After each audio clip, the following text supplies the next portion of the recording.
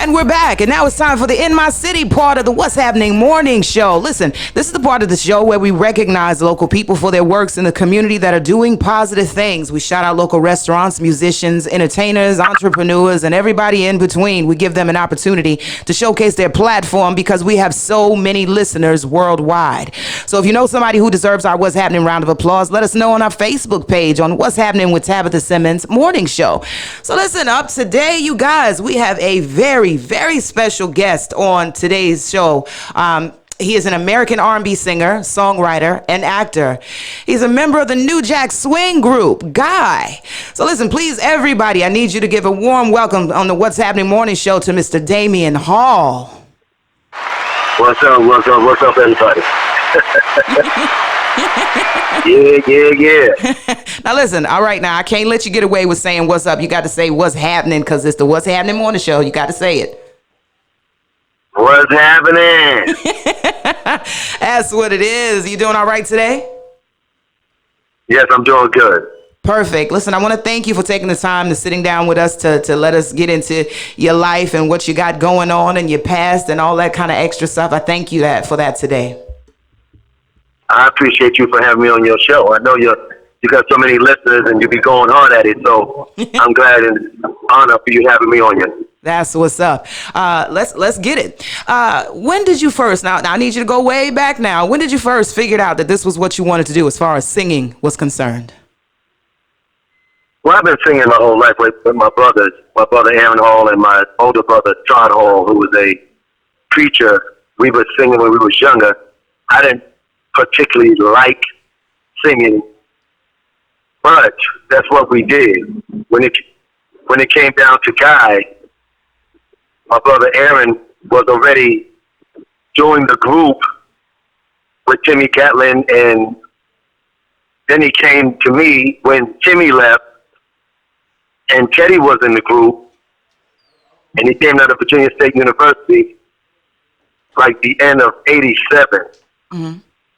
And he said, yo, man, I'm about to be famous, and I need you to be in this group. I was like, what group? What are you talking about?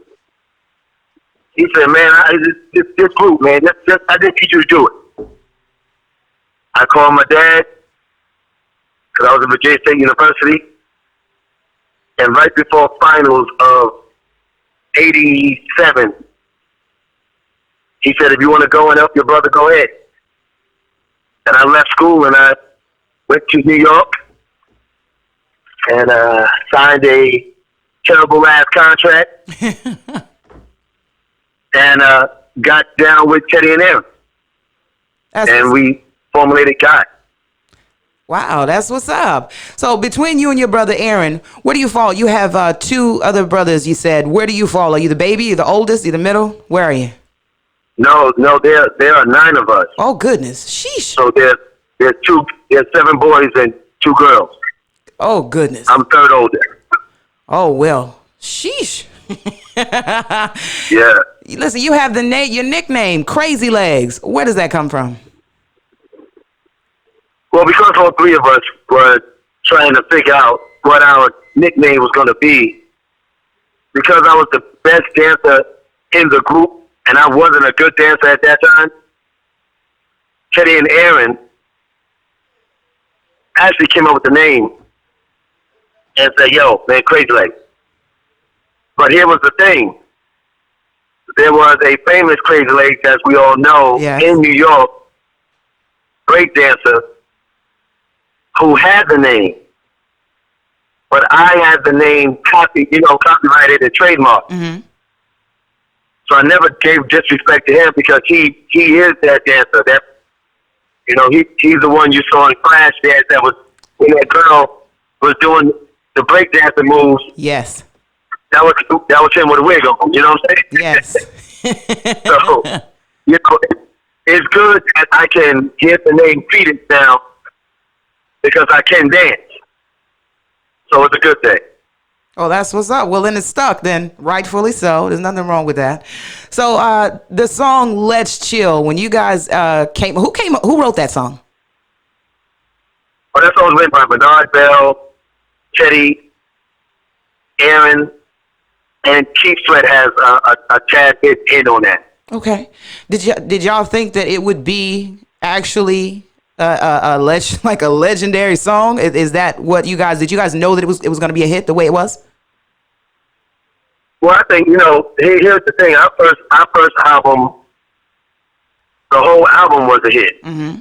So it wasn't, for us, it was, as we got used to ourselves, we started realizing that image, style, swag, the sound, and the stage presence, we had it all. Mm-hmm. And so I think every song that we did, because Teddy was so particular and Aaron was so particular on what he lent his voice to, I believe that everything we was going to do was going to hit. Yeah. Yeah, that was a pretty. And it did. That was a pretty awesome album. The whole entire album was smooth. I remember that. I wasn't. Listen, I might have been young back then, or a little young, way younger, but I do remember my mom having that album, and everything that I could remember on there was a hit. Now, it's a blessing when you have great talent. You know, Teddy is one of the best producers on the planet, Mm-hmm. and my brother is one of the top 5 known vocalists on radio. Mm-hmm. So, you know, for what we had to bring to each other, I consider us like Voltron. You know, when you put us together, you can't hurt us. It's a force to be reckoned with. There's not a, yeah, no, it's a force for sure. That's what's up. So let me ask you this: performance-wise, what was your most memorable moment? Man, performance-wise, wow. We had many great moments. But I would say that the best moment was when, you know, New Edition was the #1 group on the planet in '88. So when Al Heyman put a tour together with New Edition, Guys, Kid and Play, Heavy D and the Boys, you know, we had our. It was a task, Mm-hmm. and the task was to see if we could stand on the same stage as such a legendary, amazing group as New Edition. Yes. And I never forget the time where no disrespect, but we killed them in North Carolina. that was one of the best moments, because you're talking about a group who, when they hit the stage, everything they do is on point. So for us to be the group that was accepted in the street, in the boardroom, and to a mixed crowd, it was amazing. I mean, it was nervous, but when we saw that we kind of had our niche, Mm-hmm. we started honing in on the craft. That's what's up. So you and the group, before you guys got back together for Guy 3 in the early 2000s, you guys had been separated, and I'm not going to say estranged, because I read somewhere where you said you guys actually kept in touch throughout the 10 years you guys had not been together. You know, there are a lot of rumors that speculated why you guys went your separate ways. Let me ask you, was it anything that was a problem? Like, was there any beef between any of the members that caused you guys to go your separate ways? Well, we didn't speak to each other for 10 years on some real. We did not speak to each other. You know, Teddy wanted to do Blackstreet. And so it was a thing of what is it we are going to do. Mm-hmm. So we had no choice in the midst of that time from 90 to 94. You know, me and Aaron were doing, just being around each other, that I was doing plays, Aaron was doing plays. But then in 94, we got signed to Solid Records. Mm-hmm. And they gave me an opportunity to do my solo album And Aaron did his solo album, of course, The Truth, that had the hit I Miss You on it. And my album was called Straight to the Point. And it was a great thing that the people gave credence to it, and it was just something new. So it wasn't. I don't think any group wants to separate. Yeah. Because there's nothing like being great together, especially when you have a brand. That's right. But at the end of the day, sometimes things happen, and people want to do their own thing. I agree. And I just thank God that the music was so strong on the first album that people held true to the songs that they grew up with, they had their kids with, they had their first dance to. Mm-hmm. An album that was funky, hip-hop, gave you that church vibe. That's right. And had a jazz swing to it. Mm-hmm. That it held the test of time in that 10 years that you didn't see all three of us doing anything with each other. So, and I love the audience and our fans, because in the midst of the up and the down and no and yes and back and forth of God, Mm-hmm. they stayed with us. Yeah. So let me ask you this. You dabbled in a bit of acting, am I right? Yes. How was that for you? Was that way out of the ordinary, definitely a step outside the box, or were you comfortable doing that? I think singing is out the box for me. You know what I mean? Acting was always something I did. I did it in high school. Mm-hmm. I did it in college. And then I came out and I started doing these gospel plays with Michael Matthews out of Detroit. So, you know, I love acting. Acting has always been me, because I'm a martial artist, and I did that for 25 years.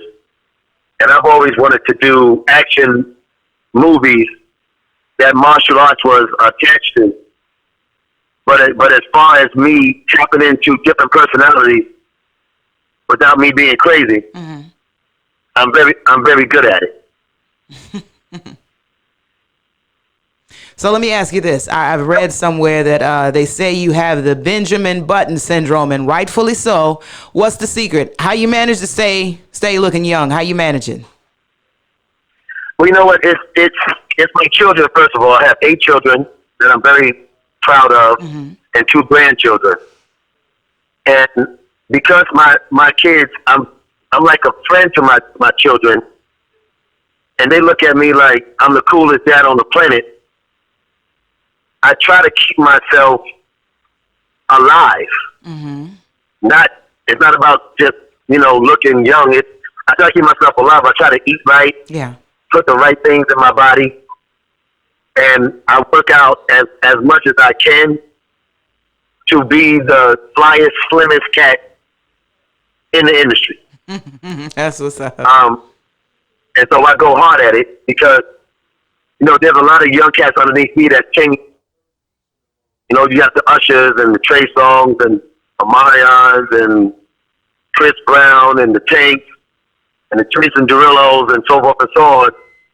And as far as I'm concerned, I have to be able to make sure that if I'm on a stage with those cats at any given time, they're giving me respect, and they scratching their head and going, "Yeah, this 51-year-old cat is looking good, sounds good, and his body's on point." And it makes them have to stay in the gym and keep their stuff on point. That's right. You got to lead by example. That's right. Yeah. So let me ask you this. Speaking of all the Ushers and Trey Songs, how do you feel about today's R&B music? I think everybody is a copycat. Oh. And when you have everyone using the same producers, and no disrespect to any of them, Mm-hmm. beat makers, London on the Track, DJ Mustard and all the rest of those cats, it seems like everybody used the same writers and the same producers, and they are afraid to not get streams or downloads. So when you turn on your radio, every artist who used to be different sound the same. I agree.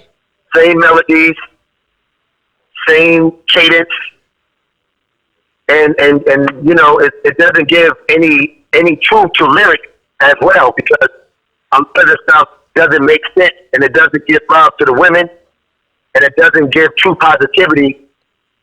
Whether you're trying to have sex or tell a girl that's what you want, there's a way of saying it where she knows she want to give it to you, but you're so smooth at saying it that when she see you, she just automatically want to give it to you because you said.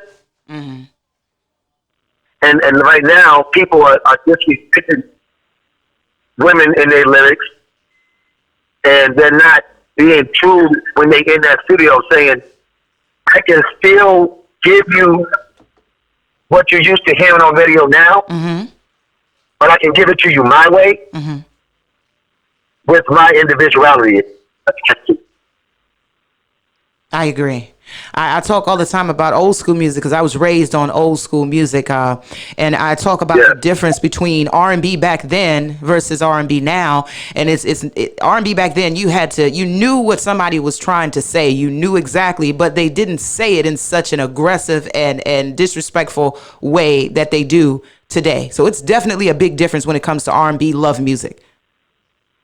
Absolutely, and which is why I'm in the lab right now. Because my children told me, Dad, you can't be looking this good, doing what you do on that stage, representing God to the fullest, and not give the world 100% who you are.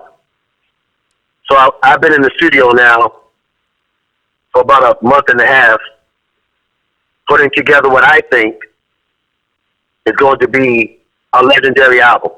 That's what's up. That's what's up. I'm sure it is. And you have actually answered my next question, because I was just getting ready to ask you what's up next for Mr. Hall here. And you've already, you beat me to it and you answered it already for me. Yeah, but I have movies. I have movie scripts, so I'm doing some movies this year. I'm about to start a podcast in April. I'm also putting out some a bit of my clothes in the summer. And I have a hat line that I'm about to come out with that's really going to be on some ooh-wee stuff. All right. I see you. Okay, y'all are you, what's going on with you guys right now? Guy, are you guys touring right now? No, Teddy's doing a Blackstreet tour. Aaron's out doing some solo stuff. And I'm giving my time to the D Hall experience. Okay. 2020 full vision. Okay. Of what it is I have to offer to the people. Okay, that's what's Not that guy is not going to be around, because I'm quite sure you might get a few guy appearances this year. Yeah, we need that. Y'all need to come on out here. All these other groups, Soul for Real, and they coming back out doing yeah, we need that. Yeah, but you know the good thing about us is that 2018 we had a sold out 40 city sold out tour. In 2019, yes, we also had a sold out tour. But me and Teddy, at the end of it, ended up doing a lot of it because Aaron wanted to do other stuff, which was good. Yeah. And he left Guy, but it put pressure on me. But it also showed the audience and myself that I can hold that guy down on a solo tip. That's right. Being the end lead singer, not the lead singer of Guy, but leading the songs for a 5-month period was something that's never been done, and I'm happy that I got the opportunity to do it. That's what's up. So tell me, how can the fans find you on social media and keep up with what you have going on these days? Well, for everybody that want to, get down with D Hall, just go on my IG, Damion Hall, Damion Hall _guy. Okay, so don't look at the other, sites that other people are putting me out there. You can only see me on Damion Hall _guy, IG. That's what it is.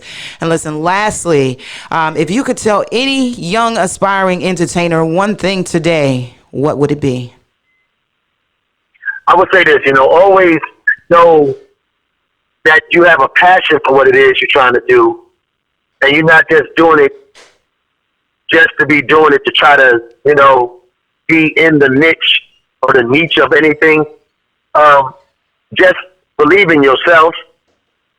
Don't stop, and don't let anybody tell you what you can't do. But don't do anything that is disrespectful to yourself and that you truly can't do. So just find a passion in what it is you're trying to do and do your best at it. That's what's up. You heard it right here, Mr. Damion Hall. Listen, I want to thank you so much again for taking the time out of your day, out of your schedule to sit down and have a chat with me on the What's Happening morning show on today.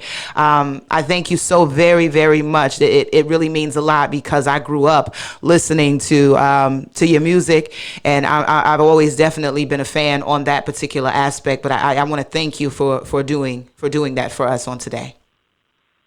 Well, I want to thank you very much, too, and all your listeners, man. Thank y'all for supporting Guy and holding us down for 34 years. And I hope that you experience this Damion Hall Experience 2020 this year with me. I promise that everything that I drop and everything you see, you're going to love. So thank you very much to you. I look forward to giving you an end to my new record when it comes out so that you can play it for your listeners. I'm excited. And continue success to everything that you do. Absolutely. Thank you so much. And listen, you done talked it up so much. We're going to be looking forward to it now. God bless. I hope you do. Look forward. All right. Have a good one. You too. God bless. Bye-bye.